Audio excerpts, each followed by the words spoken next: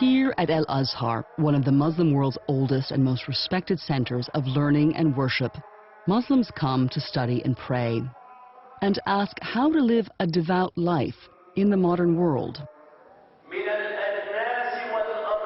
They come for fatwas, religious rulings that are non-binding. Clerics give advice on how to be good Muslims in matters of religion, family, and even finance. This vendor says fatwas are indispensable. You feel very reassured after getting a fatwa, and you know you can build your future plans on it. But recently, some of Azhar's fatwas have come under criticism. Last year, a cleric ruled that an unmarried man and woman could work together alone, which is normally forbidden in Islam, but only if the woman established a maternal relationship with her colleague by breastfeeding him 5 times. The cleric was suspended for his fatwa, which raised questions about Islam's relationship with modernity. In Egypt, the modern and the traditional live side by side. Like other developing countries, Egypt has been flooded in the last decade with new technologies like satellite TV and the internet, and that's exposed this conservative society to a confusing mix of Western values and culture.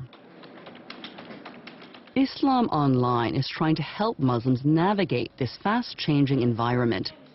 It's one of the Muslim world's most popular internet sites and provides religious advice as well as counseling and information about health, science, and culture in both Arabic and English. Clerics like Ragab Abu Mala take questions during live fatwa sessions 4 times a day.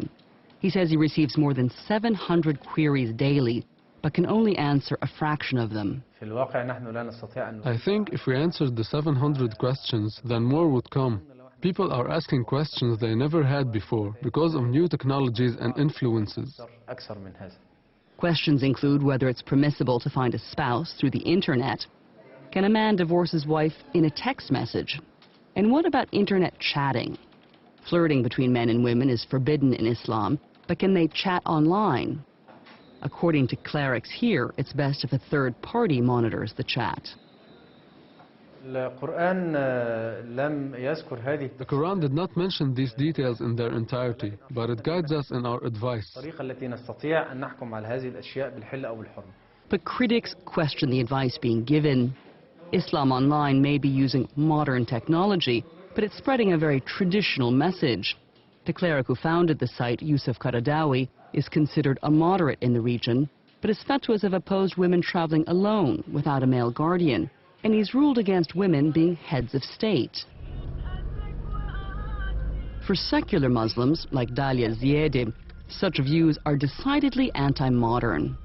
Ziede is a human rights activist.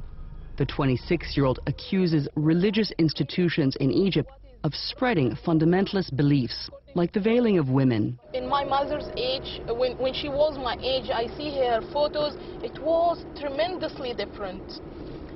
It was, you know, she used to wear short skirts and she used to wear t-shirts and without sleeveless t-shirts, and nobody used to ask her or to instruct her not to wear this or wear that. Ziede says in today's environment, she has to wear a headscarf in order not to be harassed. She blames this on what she calls the growing piety movement. Everyone now believes that if only he gets religious, all his problems will be solved. As part of her work, Ziede has been compiling fatwas that target women. Some clerics say they can't walk on the same side of the street as men. This fatwa from a high-profile Islamist claims they're not fit to be judges. Ziede says in this day and age, the principles of modernity should be universal. Principles like the acceptance of individual and women's rights, reason, doubt, and the separation of mosque and state. Instead, she says, Islamists are taking Egypt back to another era. You know, now I can travel anywhere through my internet connection. I can go to the US right now and see anything there. So how come I'm still in this open communication with the whole world, I'm still embracing these ideas? These ideas this is like... strange. These fundamentalist ideas that goes back 1400 years ago. Egyptians have always been religious, But just a few decades ago, society was far more secular. Now, Islam is increasingly part of the public sphere. Quranic chants are played in taxis, restaurants, and shops. Signs encouraging women to wear the headscarf are plastered on walls. The niqab, the full face covering, virtually unseen in the past, is increasingly common. More and more men display prayer bumps on their foreheads. The piety trend, say analysts, is fueled by political frustration, poverty, and increasing Saudi influence. And it also has the support of much of Egypt's middle and professional classes. Ahmed Abu Haiba is a prominent media professional. He's launching the region's first Islamic music video channel to spread faith-based values. This video is about a farmer's dream of going to Mecca. This is how the Muslim should be. He's a good man, he's having a good relationship with all the people around him. He loves kids, he loves simple people. Abu Haiba named his station For Shabab, or For Youth in English. He says he's using the power of satellite TV to help rebuild a Muslim youth identity. We don't have clear, stable, strong identity. And that's what I'm trying to do. I'm trying to help the young people to establish their identity. This is the same identity that Prophet Muhammad presented to his companions. Abu Haiba hopes his videos will help counter some of what he says are the negative influences of Western music videos and television. And this drove us now to the drugs and to relationships, which is really doesn't fit with our culture.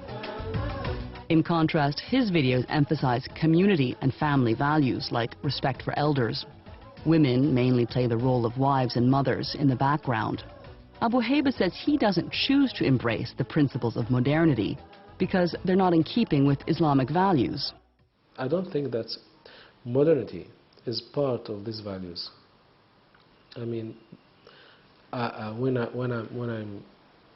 I learn Islam, I know there's a part of it cares about people's life and people's life changes. But still, always the major values and the major pillars as it is. It never changes with time. Modernity is something linked with time, and Islam is timeless. That view of Islam is the problem today, says Gamal al-Banna, a reformist cleric. He says Islamists have a fixed reading of the Quran because long ago scholars banned new interpretations of the religious texts. The religious institutions tell us that innovation will lead us down the wrong path. Anything that has to do with innovation is dangerous, and that's wrong. You can't say that religious opinions made over 1,000 years ago are valid for all times. We must have a revolution in the understanding of Islam, a revolution almost like Martin Luther's. Until then, says Benna, Islam will not be able to accommodate itself to the modern world. The 88-year-old has written dozens of books about the need for the renewal of Islam. He's even issued a fatwa saying Muslim women don't have to cover their hair. Benna says Muslims must stop relying on scholars to interpret the holy texts. Instead, he says they should read the Quran directly, keeping in mind its emphasis on knowledge and wisdom. The Quranic verse goes, "It was revealed to them, the Quran and wisdom." The search for wisdom has proven itself to be a successful experiment for all peoples and all times. We have to adapt and we have to learn from all other experiences with wisdom, so that Islam isn't a closed box, but it has an open window to the world. Benna believes such reform will take place, but long after his lifetime. For Religion and Ethics News Weekly, I'm Kate Seeley in Cairo.